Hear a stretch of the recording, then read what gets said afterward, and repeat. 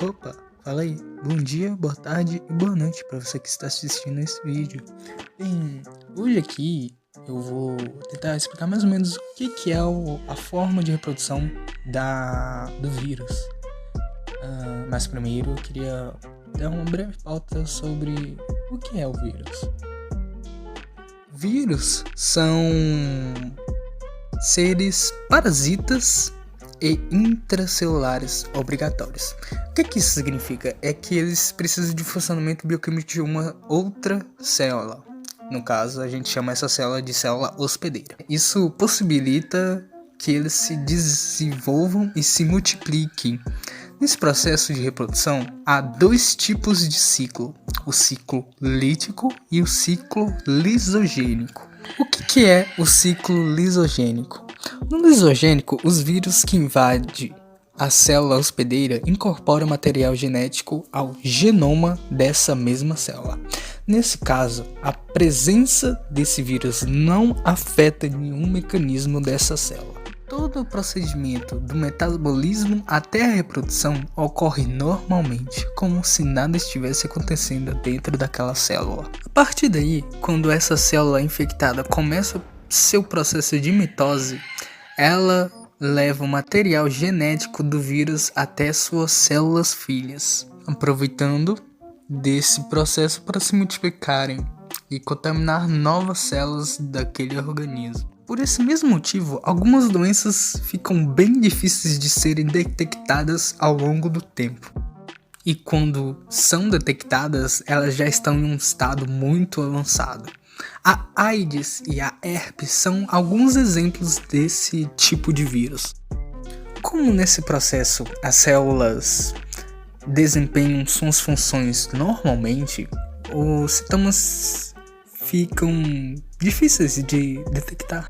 E esses sintomas só irão aparecer quando o vírus entrar no ciclo lítico, onde ela liberta o cromossomo, causando a morte da célula hospedeira. A gente também pode chamar isso de lise celular. Esse ciclo lisogênico foi descoberto por um biólogo e médico francês, André Michael Loaf. Com suas pesquisas em bacteriófagos, devido às suas descobertas de atividades celulares, recebeu o prêmio de Fisiologia e Medicina de 1965. Sobre o ciclo lítico, o vírus passa a controlar o metabolismo e causa a destruição da célula hospedeira, ao contrário do ciclo lisogênico. Contudo, nesse ciclo apresenta 5 etapas de desenvolvimento da reprodução. A primeira etapa é a adsorção, fase onde ocorre a fixação do vírus na célula, onde esses mesmos são parasitas específicos, ou seja, atacam um tipo específico de célula. A segunda etapa é a penetração. Ocorre a implementação do adenoma viral dentro da célula hospedeira. Nesse mesmo processo pode ocorrer de 3 formas diferentes: direta, onde somente o material genético é injetado na célula, enquanto a parte proteica permanece do lado externo. Fusão de envelope viral. Camada que envolve alguns vírus é fundido à membrana celular. O capsídeo se desfaz e o genoma do parasita invade a célula. Ocorre somente em vírus envelopados. Por fim, temos a endocitose, onde os receptores químicos da membrana celular promovem a fixação do vírus e depois o parasita é englobado pelas invaginações. A terceira etapa desse processo é a síntese, parte em que os vírus começam a comandar atividades metabólicas da célula, causando a produção de partículas virais executadas pelas enzimas da célula.